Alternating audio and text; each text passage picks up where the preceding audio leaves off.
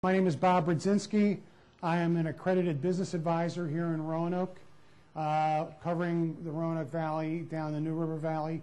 I basically work one-on-one with business owners to help them figure out what's going right and what's going wrong with their business and what things maybe they can do to improve their business and their chances for success. What I'd like to do before we get started is just talk real quickly about the documents I left you. First is a flyer about change-up management, a little bit about what we do and what we focus on.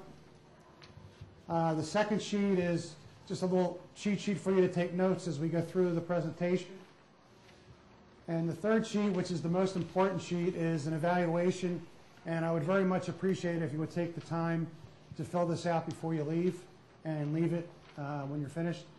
It talks about this seminar, any seminars you might like to see in the future, and also if you're interested in having a complimentary business discussion with me, you can also fill that out at the bottom. So let's get started. The focus of this presentation is to business owners.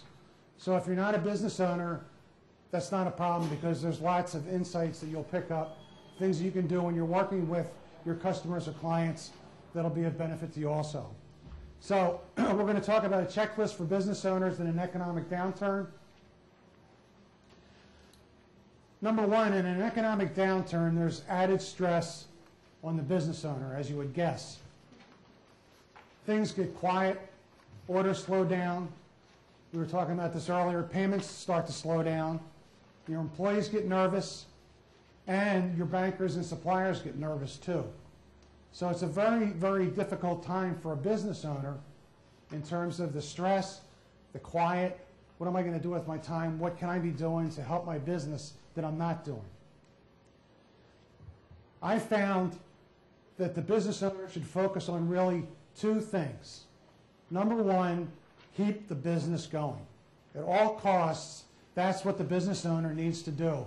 Whether it's cutting costs, finding ways to increase revenues, whatever the case may be that we'll talk about, you want to keep the business running with as little harm to your employees, to your customers, to your lenders as possible. You may have to lean on them for terms or price discounts, etc. But again, the primary issue is to keep the business going. Second is, once the downturn starts to turn around, which we believe it will, don't we? Believe it will. You want to be ready as a business owner to hit the ground running when the business starts to come back. So you want to be prepared. You want your people to be prepared. You want your name out there so your potential clients and prospects know who you are. So when things start to loosen up, funds become available to people, they're going to think about you and move forward with you. This all sounds great, but what exactly should I be doing? And that's what I want to talk about today. I have, over the years, talked with hundreds of business owners, suppliers, customers, bankers, employees, through ups and downs in the business cycle. And through all that time and effort, I've come up with a checklist of things that I think business owners should be doing right now to maintain their business and get prepared for the future. So let's get started. A quote I always like to think about in these kind of times is John D. Rockefeller, who said, "I always try to turn every disaster into an opportunity." And that's what we're really looking at here. Thinking out of the box, thinking and doing things differently than your competition's doing so that you can have the upper hand and keep your business going. So these are not in any order of priority, because every business is going to have a different set of needs, and some things may be more important to one business than the other. So these are just random for discussion purposes. Number one, over-communicate with your employees. Employees know the least about what's going on in the business, and they're always hearing rumors and negative comments about the business. We're going out of business. There's going to be layoffs. Somebody's going to get fired. We're going to have to take pay cuts.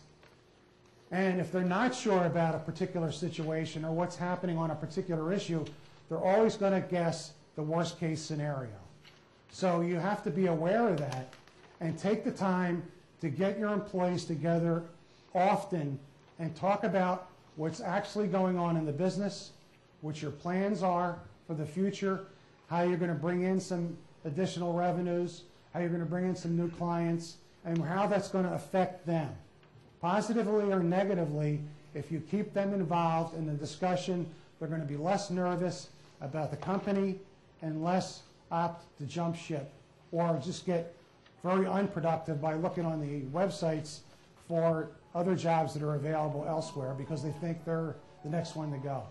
So not only, again, is it getting your employees calm, but it's a productivity issue.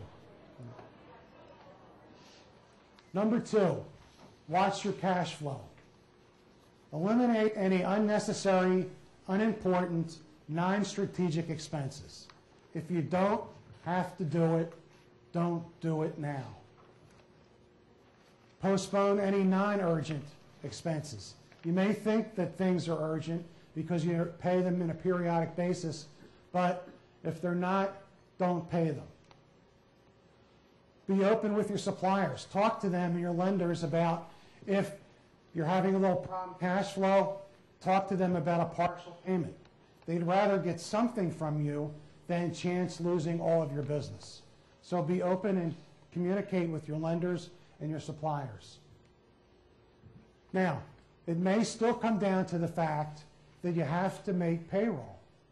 And no matter what you've cut in expenses, you may need to look at either cutting headcount further or everybody taking a pay cut, including yourself, to get past this shortfall in cash.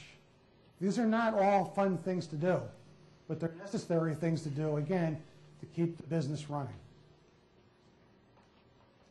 Number 3, renegotiate everything.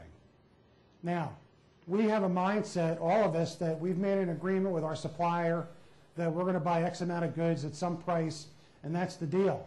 Well, in these kind of times, that's out the window. Go back and talk to them. The worst thing that anybody can say when you ask for a concession is no. The odds are somebody's going to say yes or maybe, and you've got your foot in the door. But if you don't ask, the answer is obviously no. So start with your suppliers and ask them to reduce their product costs, maybe change the payment terms, reduce the order quantities or the minimums that you have to purchase. So instead of buying in quantities of 100, maybe you can buy in quantities of 25. That's going to positively affect your cash flow. And reduce the shipping costs. Now, a lot of that sounds nice, but how easy is it to do?